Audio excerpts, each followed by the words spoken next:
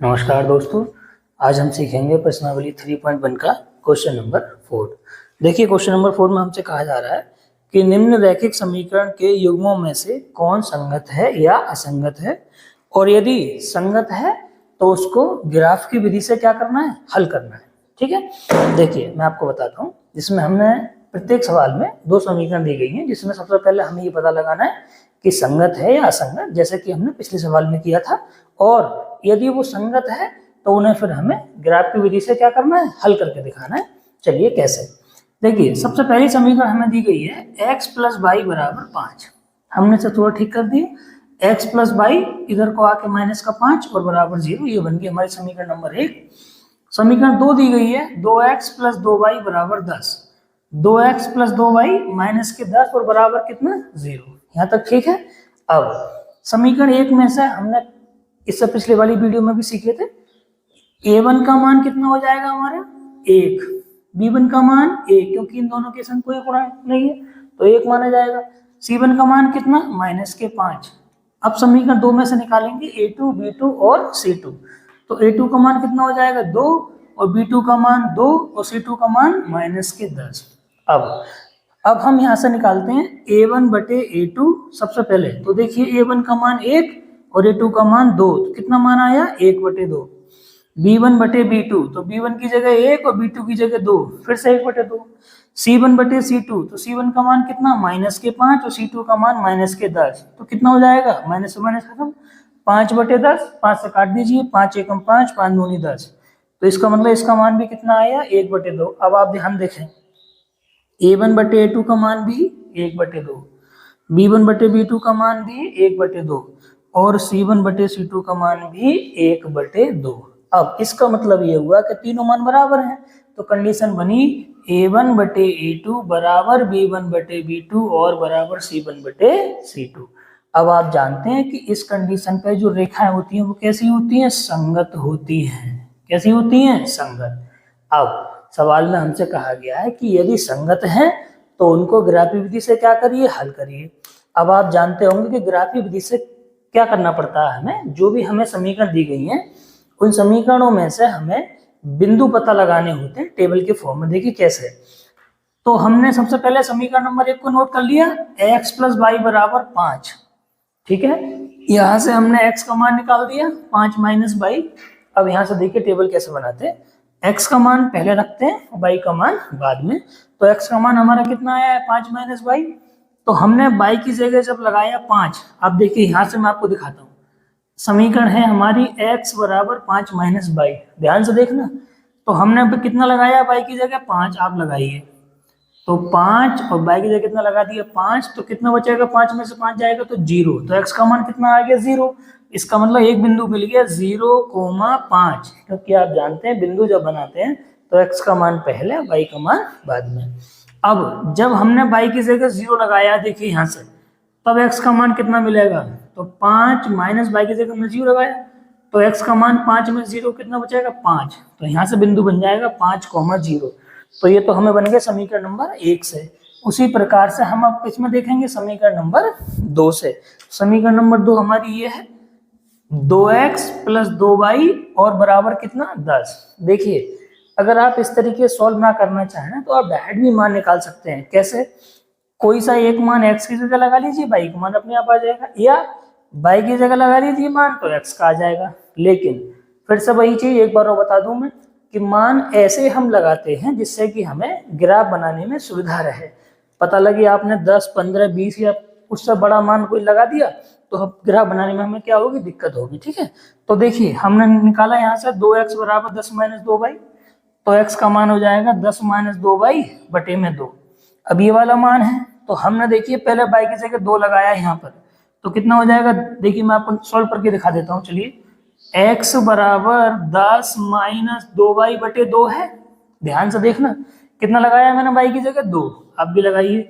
तो 10 माइनस कितना हो जाएगा, 2 गुणा 2 बटे 2, तो 10 माइनस 4 बटे 2 अर्थात 6 बटे 2। तो 2 से काटे कितना बचेगा, 2 3 6 यानी 3। तो कितना आ जाएगा 3,2। एक बिंदु हमें मिल गया। हमने लगाया y की जगह कितना मान 4, लगाइए 4। तो देखिए 2 चौके 8, अब 10 में से 8 कम करेंगे, 2/2 बचेगा, 2 एकम 2 हो जाता है, तो कितना मान आ गया 1। तो यहाँ से बिंदु बन गया 1,4। अब देखिए ये जो टेबल बनाई है हमने पहली समीकरण, यानी पहली समीकरण में हमें दो बिंदु मिले 0,5 और 5,0। उसी प्रकार दूसरी समीकरण में से मिले दो बिंदु 3,2 और 1,4। अब हम बनाएंगे इसका ग्राफ। देखिए अब हम सीखेंगे इसका ग्राफ किस तरीके से बनाया जाता है, कैसे इसका आंसर हम निकालते हैं। अभी हमने आपको सवाल दोनों समीकरण के से बिंदु सोल्व करने सिखाए थे। तो पहली समीकरण में से हमें बिंदु कितने प्राप्त हुए थे 0,5 और एक बिंदु हमें मिला था 5,0। समीकरण 2 में से हमें बिंदु मिला था 3,2 और 1,4। अब देखिए ना किस तरीके से बनाते हैं। सबसे पहले पहली समीकरण का बनाइए 0,5।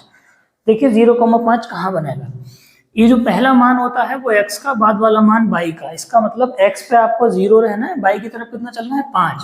तो यहाँ मिलेगा 0,5, ये वाला बिंदु 0,5। अब अगला है 5,0, तो 5,0 कहाँ मिल जाएगा, हमें यहाँ मिल जाएगा। ठीक है, अब आपको करना क्या है, इन दोनों समीकरणों को पैमाने से मिलाते हुए सीधी सी लाइन ड्रॉ कर लेनी है इस तरीके से। ठीक है, ये हमारा जो बिंदु था वो था 5,0। ठीक है, और ये जो बिंदु है ये 0,5।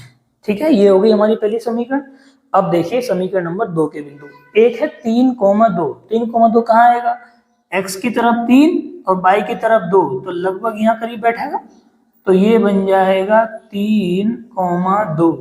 अगला 1,4, यानी यहाँ x पे 1 और y पे कितना 4, तो ये बनेगा 1,4।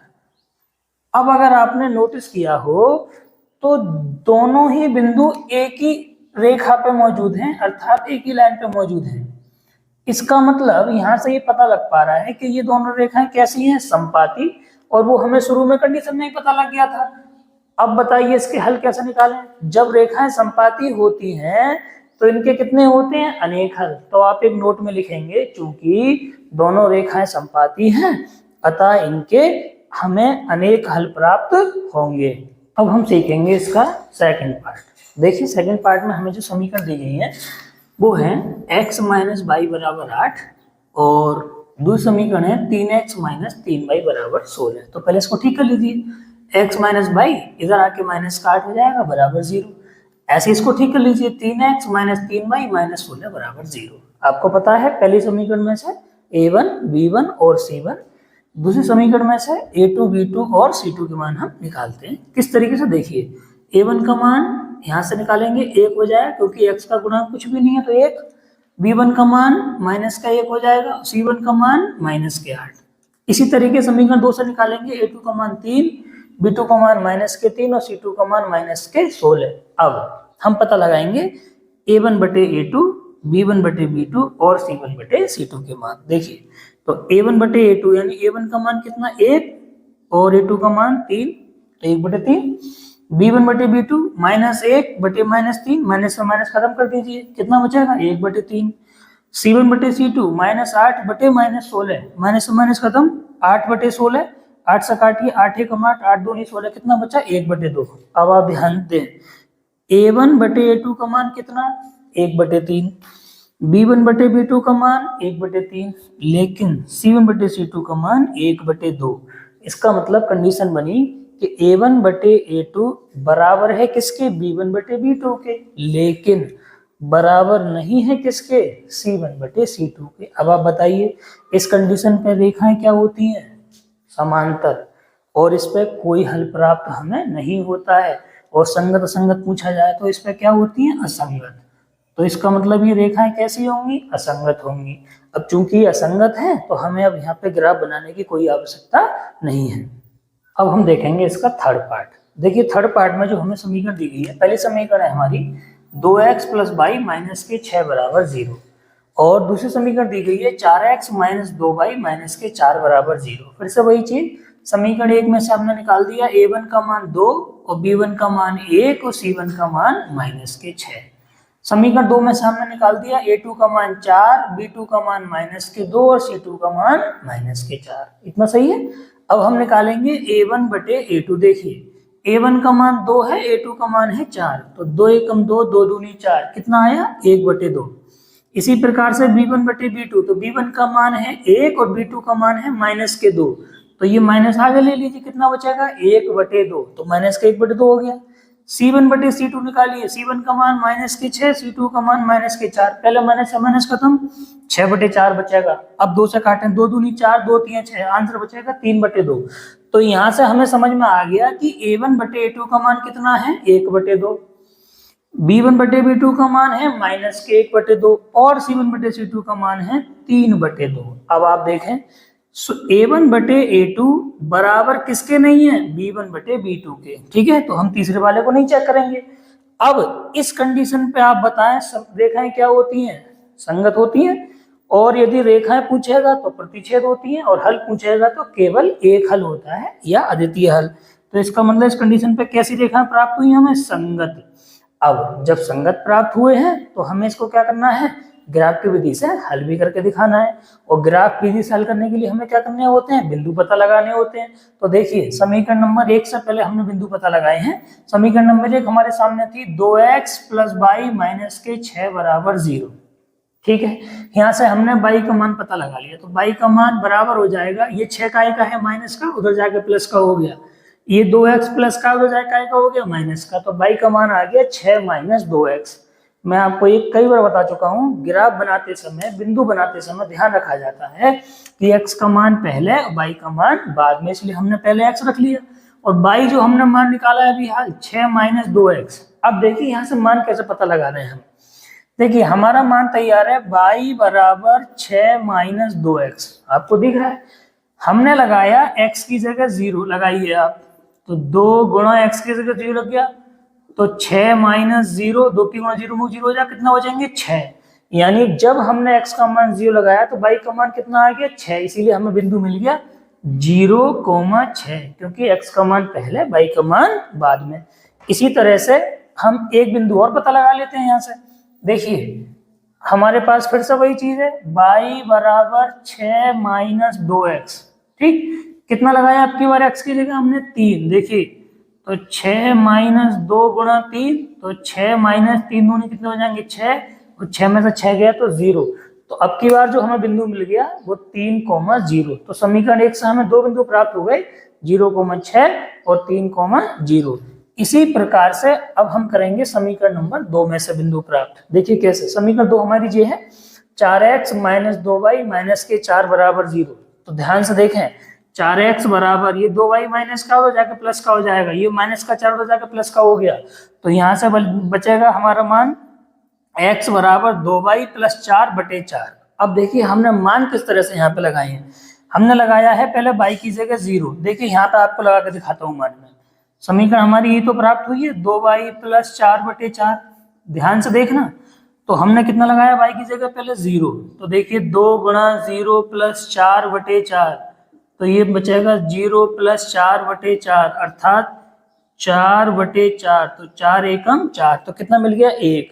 उसी तरह से जब हम लगाएंगे कितना मान 2 लगा दीजिए यहाँ पे, आइए मैं सॉल्व करके ही आपको दिखाता हूँ इसमें। तो यहाँ से बचेगा 2 गुणा 2 + 4/4, तो 2 दूनी 4 + 4/4, यहाँ से बचेगा 8/4, और 4 से काटोगे तो 4 दूनी 8। तो यहाँ से हमें समीकरण 2 में से कितने बिंदु प्राप्त हो गए, एक तो 1,0 और एक 2,2, ठीक है। अब देखिए अब हम क्या बनाते हैं इसका ग्राफ, हम सीखेंगे इसका ग्राफ। आइए कैसे, देखिए समीकरण 1 में से हमने बिंदु प्राप्त किए थे 0,6 और 3,0।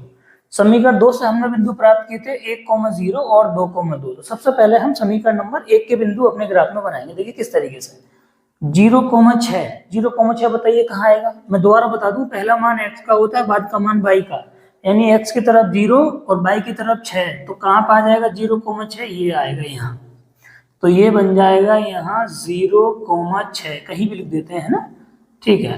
अब देखिए अगला 3,0, तो 3,0 कहाँ आएगा, यहाँ पे आएगा 3,0। इनको क्या कर दीजिए, सिंपली बिल्कुल पैमाने की सीध लेके आप इन्हें मिला दीजिए इस तरीके से, तो ये हमारी बन गई समीकरण नंबर 1 से। अब यही काम हमें समीकरण 2 के बिंदुओं से करना है। तो समीकरण 2 में पहला बिंदु है 1,0, तो 1,0 तो हमारा यहाँ पर आ गया। दूसरा बिंदु है 2,2, तो x की सीध पे 2, y की सीध पे 2, अर्थात यहाँ। तो ये तो हो गया आपका, इन दोनों को क्या करिए आप मिलाइए इस तरीके से, तो इन्हें मिलाओगे तो कुछ इस तरीके से रेखा हमारी गुजरती हुई दिखाई देगी। देखिए ये वाला काम आप ग्राफ पेपर पर भी कर सकते हैं और सिंपल पेपर पर भी कर सकते हैं, ठीक है। तो यहाँ से ये बिंदु था हमारा 2,2 और ये जो बिंदु था हमारा वो 1,0। अब देखिए ग्राफ की विधि से आंसर पता कैसे लगाते हैं।